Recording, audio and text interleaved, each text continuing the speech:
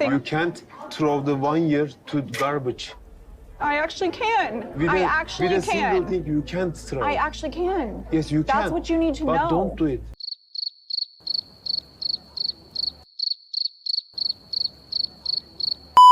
How would you feel if I didn't feel like I wanted to have kids one day? Is that something you could stay with me for?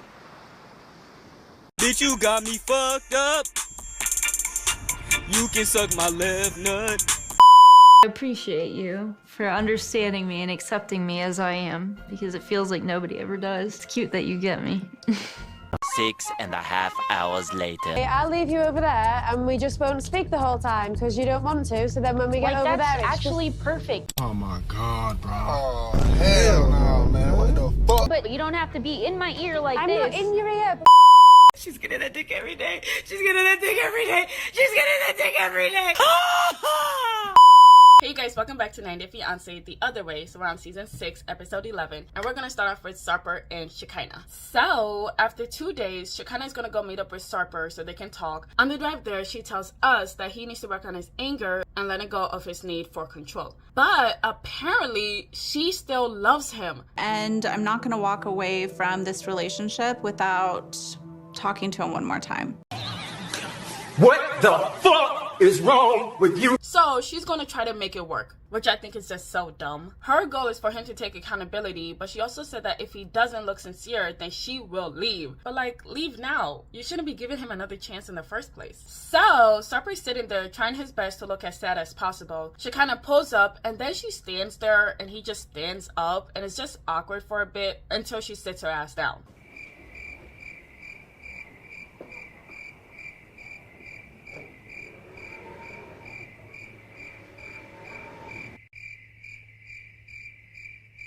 So he got his head down trying to get some pity points, and then he asked her how Adonis is doing. And then Shekinah's like, stop trying to make small talk with me, Sarper. So then he's like, oh, Shekinah, I can't sleep. I'm taking sleeping pills. I'm overthinking non-stop. And then Shekinah stops him and says that she doesn't care. I do not care about all of your ailments that are a result of your actions. That's what I'm talking about. This shit means something to me, man. Good job, Shekinah. Oh my gosh, I'm so proud of her. He's like, you don't feel it? And she's like, no, I don't feel bad for you, you dumbass bitch. Why do you want me to feel sorry for you? You want me to feel sorry for you? Feel sorry that you did what you did. Shekinah. Then she's like, Sarper, you whipped up my hair and you want me to feel sorry for you? It was a complete accident, Shekinah. I don't give a fuck, Sarper, because you did it. Then she brought up his anger issues and how her emotions and feelings towards him can completely change. And he's like, Did it? like, Sarper, shut up, okay? Sometimes it's okay to shut up. But then Shekinah's like, she wants to see what he has to say. Like, Shekinah, you should not even be here in the first place. So then he said that he was overwhelmed, and Shekinah was like, bitch, you got overwhelmed because of the vanity? So he's like, no, it's, the K1 visa, and, our future plans, and, what else can I think of right now? My family? But listen, Shekinah, I just want to make you happy. And then Shekinah's like, that's not how you make me happy, Sarper. So then he's like, help me, show me the way. Then why would you do that? Help me. To me, Show if me you the just way. want. No, you're a grown man. You need to know that you don't make a woman happy by lashing out in anger. Bro, you are 43 years old, talking about show me the way. If you don't go find yourself a damn map, because that makes no fucking sense. Then she's like, I made a mistake. My friends and family were right. And I thought that you were going to show me something different. Then he's like, you can't throw a year in the garbage. Like, yes, you can. What kind of, what? What? What? You can't throw the 1 year to garbage. I actually can. With I actually with a single can. thing you can't throw. I actually can. Yes, you can. That's what you need to but know. Don't do it. Man, shut your bitch ass up. Then he goes putting his head down again. Like, oh my gosh, he gives me the ick so bad. So then she brings up her ex, and then he rolls his eyes. I actually was in a relationship with someone And you're going to listen to me, by the way, so don't roll your eyes and act like you're going to zone out right now because I'm talking about my past. You need to hear this. I'm listening. Like, Shekinah, how are you sitting in that chair telling this man to listen? You should have gotten up and called the nearest taxi to take you back to the airport. So then she starts telling him about the ex and how he was perfect, but then he became abusive. And then Sarper starts crying. Learning that past trauma of her made me more regret right now. I mean, I had to learn this. She had to tell me, but I never let her tell me the past. And that's my fault. She tells him how much she loves him, and then he has his head down and the tears are just coming out. And then he said, think me, as in think how he feels about her and how he loves her more than he loves himself. How I feel about you. I mean, I love you more than myself. To be honest, I kind of doubt that, but okay. Sarper is 43 years old and he's never been held accountable for his actions in a relationship, and that is gonna end here. Right. He's lucky that I love him enough to give him a second chance. You what? Don't do it. Don't do it. So apparently she wants to take him back, but will not tolerate his behavior. She said that she wants him to go to therapy and will only go with him every once in a while. You're going to commit to therapy? Yes, I Every will. week? Yes. So she isn't going to come back to the house until he changes, and that's where they end. I'm a human being with a lot of emotions, but the main one you're gonna see me exhibit today is anger. Honestly, I like that she was so tough on him, and she did make him take accountability, because she did not make this easy for him.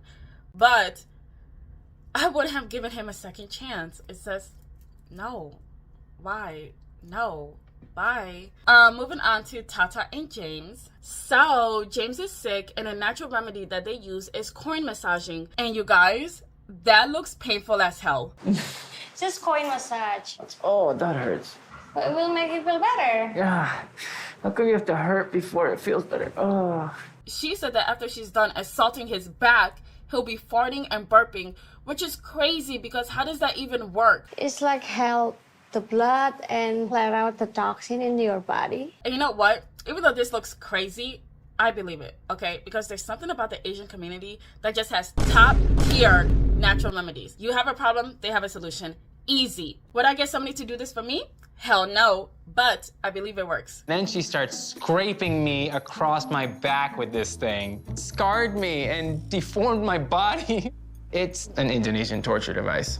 No, it's Indonesian massage. Anyways, Tata and her sister and her nephews head to the park. The kids go off to play and the sisters start talking. Her sister brings up that Tata has hyperthyroidism, and so she should be taking care of her health if she wants a baby. And don't worry, you guys, after years of research, I found out that hyperthyroidism is basically when the thyroid gland makes too much thyroid hormones.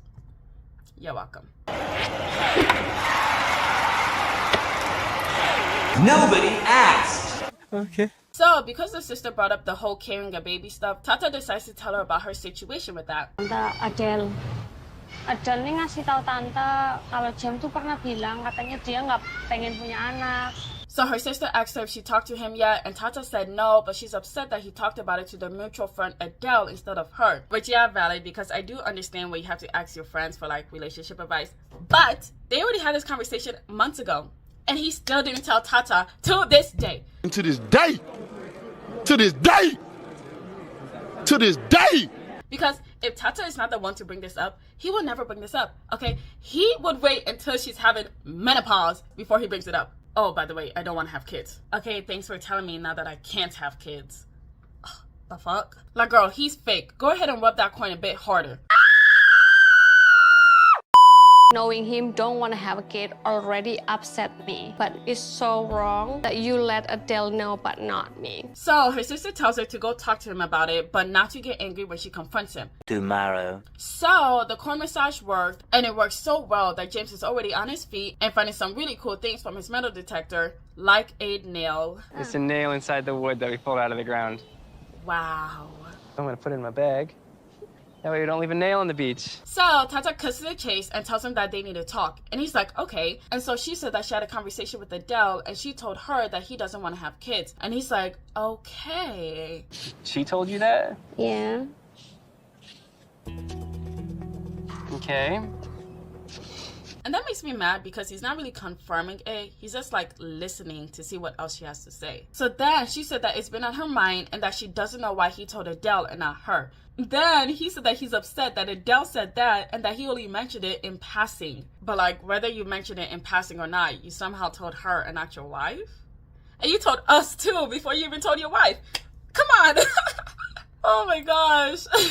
I don't know, that's kind of strange to just like throw at me out of nowhere. I wasn't like really ready for that conversation. I'm here to tell you right now, we don't care. Let me tell you We don't care. Jerry. So they go find a better spot to talk, and Tata's doing her best to remain calm before she beats his ass. I cannot do everything I can to keep myself calm because I know if I coming in him in hot, I won't get an answer. So he apologizes for telling Adele first instead of her. Tata asks him if he wants kids or not, and he said that he doesn't know yet, but he's leaning more to not wanting kids. His reasoning is because of how the world is today. Got wars everywhere. We just feel it's a very toxic place to raise a kid right now. That is without a doubt the dumbest thing I've ever heard. You are a fucking idiot. He admits that it's selfish because he knows that she wants to be a mother. And she's like, yes, nigga, I do. He's afraid because once you have a child, you never stop being a parent. And he doesn't know if he can take care of a child when he can't even take care of them. Which, yeah, that's true because they kind of been in like the worst spot. They've been like stability-wise. But they were in America, okay? Where he had like a full-time job. He had a roof over his head. He was good. And back then, he still didn't want kids. So I just kind of feel like this is an excuse, but okay. Tata then mentions that in Indonesia, having children makes your relationship strong, but he doesn't believe that having a child will make the relationship stronger. But I don't believe that we need to have a child to make our relationship stronger. I mean, I love you deeper than there's words for. Oh, okay. Yeah. Oh, okay. So then he asks her if she will stay with him even if he doesn't want kids, and she's like, hell no. Well, in my head, she said, hell no. Are you not ashamed of yourself? Nope. She said that before they got married, they talked about children. We're gonna have a kid. It's gonna be fun, and then it's gonna be little us running around the house. So he said that he doesn't want to hurt her and wants them to be stable first and then come back to this conversation. So then they agree on that, but she's still very upset. Waiting to know is like killing me. I don't want to wait and hope forever. And you guys, there's nothing wrong with him not wanting children, but he's just stringing her along and just wasting her time. Like, we have no idea how long it'll take for them to become stable, probably a very long time. And he knows damn well that the older you get, the harder it is to conceive children. So, I don't know why he's pushing it. Moving on to Statler and Dempsey. Oh, you guys, this one was crazy. So, remember when they were fighting because Statler confronted Dempsey of scamming her and how she doesn't trust Dempsey. And because of that, Dempsey started crying. So, in this episode, Statler immediately apologizes to her. I'm sorry. And Dempsey doesn't respond at first, but then she said that it really hurt her feelings. So because of that, Statler starts explaining herself, saying that because of her past, it's hard for her to trust people. Anyways, they end up making up and all is good. I know that she's got a good heart and I know that she doesn't want to feel the way that she does. So I am willing to give it a go and be patient. Then we find out that Dempsey has a surprise for Statler. Statler's trying to guess and she's like, is it a cat? We're gonna go and pet a cat as a surprise. I mean, that would be a great surprise. Yeah, that would be weird to drive all the way to pet a cat. Anyways, the surprise is not a cat, but a bunch of bees. Honestly, I thought that was even weirder. What does one bee say to the other bee when they're in love? Honey, it's meant to be. Oh, that was good. I'm gonna write that down for later. Write that down! Statler loves the surprise because she loves bees. You excited? Yes, I'm excited. So, they have a wonderful time.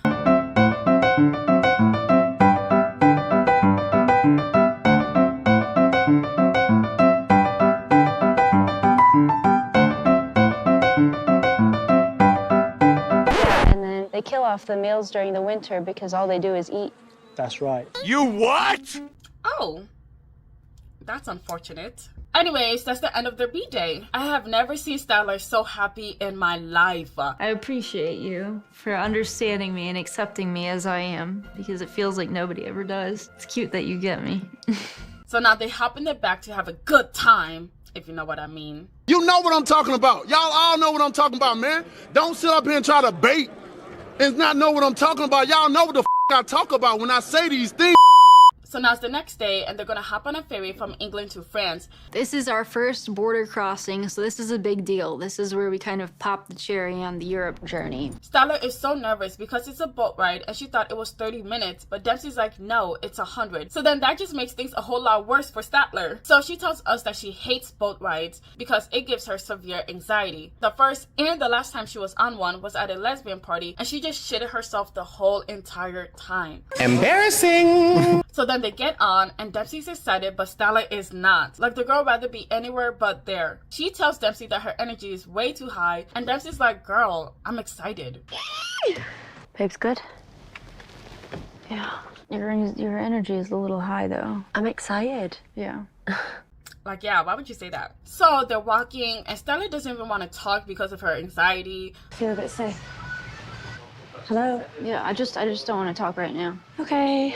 So then they go outside for some fresh air, but Statler wants to be on the other side of the boat, and then she starts saying that she can't do this. She said that they're supposed to be facing the front so that she can look at the horizon because that calms down her nerves. When the anxiety hits, I'm in zero control of it. It's a ship with no captain. I am just hanging on for dear life, and do I want to be having this reaction? Absolutely not. So Dempsey asked her if she wants to sit down, and Statler told her no. And she's like, are you sure? And Statler's like, stop. And Dempsey's like, well, you don't have to be so rude. So Dempsey's still talking to her, and Statler is responding, but it's clear that she's agitated with her. I've even sent her articles about how to kind of handle somebody who's going through a panic attack. And in this moment, I'm just like, she's read none of that. If anything, she's making my anxiety even higher than it was before. So when Statler brought up this whole article thing, I was like, huh? Dempsey, why wouldn't you read that shit? Because if I was her, I would leave Statler the fuck alone. I wouldn't bother her. I would just let her do her own thing. So Dempsey goes to sit somewhere else because she doesn't like Statler's attitude. I didn't think that she would be freaking out as much as she is. And then she tells us that she doesn't like the way that Statler's acting because every time that she gets excited, she gotta push her to the side to make Statler feel better. And sometimes I just feel like I want to scream. And you guys, I can't believe I'm defending Statler here, but Dempsey, is it that hard to give your partner some space and you do your own thing?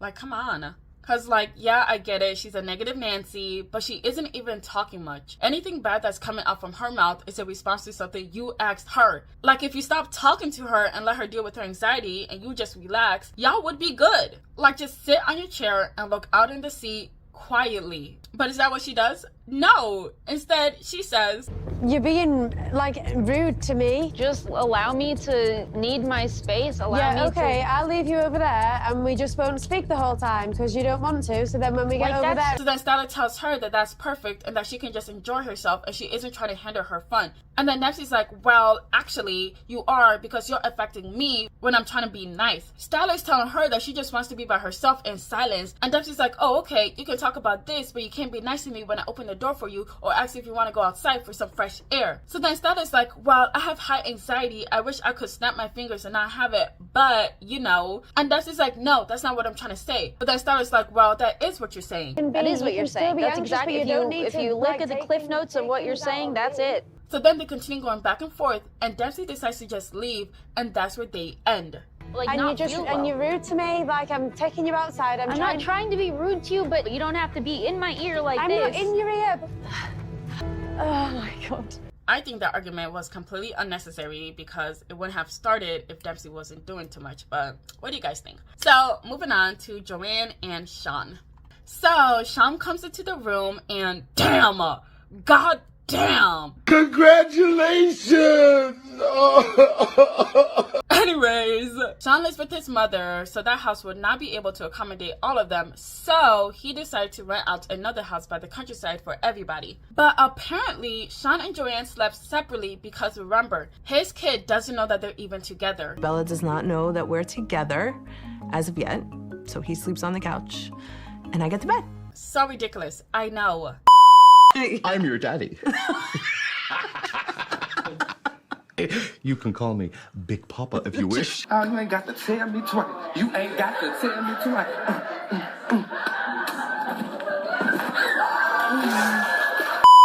Okay, I'm done sipping.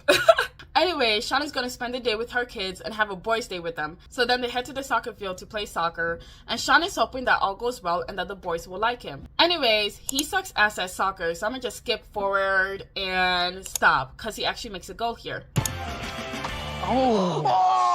Let's go. It's about damn time. So now the oldest and him sit to talk, and Joey said that during the 3 years that they were dating, his mom really brought him up. And Sean is like, well, yeah, but you knew we were together, right? And he's like, yeah, but it's our first time meeting now. And so he's like, well, we try to get you guys over for a while now, but I'm just happy that you're here. Joey said that he sounds genuine, and his mom just wants him to have a good opinion about Sean. And Sean seems pretty happy to hear that. But yeah, overall, they had a pretty good conversation, but Sean is getting anxious about keeping the secret from them and just wants to tell them the truth. Now that I've spent some time with Jesse and Joey, I feel like I'm lying to them. I'm starting to get a lot more anxious. I want to just get it out and tell them that I married your mom. So that's the end of this video, but I want to give a super thanks to our super thanks looking for Tina 1. Thank you so much, Tina. You're now in my scrapbook.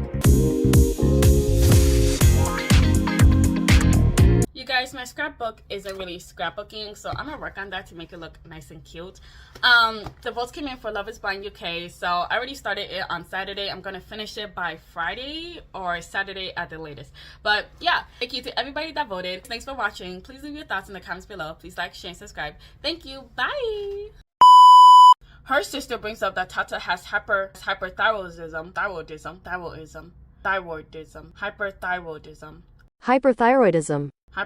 Hyperthyroidism. Her sister brings up that Tata has hyperthyroidism.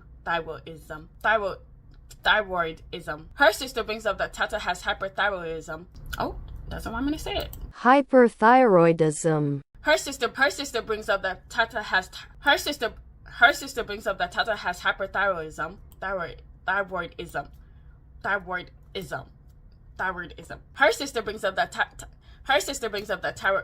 Her sister brings up that Tata has hyperthyroidism. Her sister brings up that Tata has hyperthyroidism. Y'all, that took me like 20 takes because I couldn't say it and I still didn't say it right.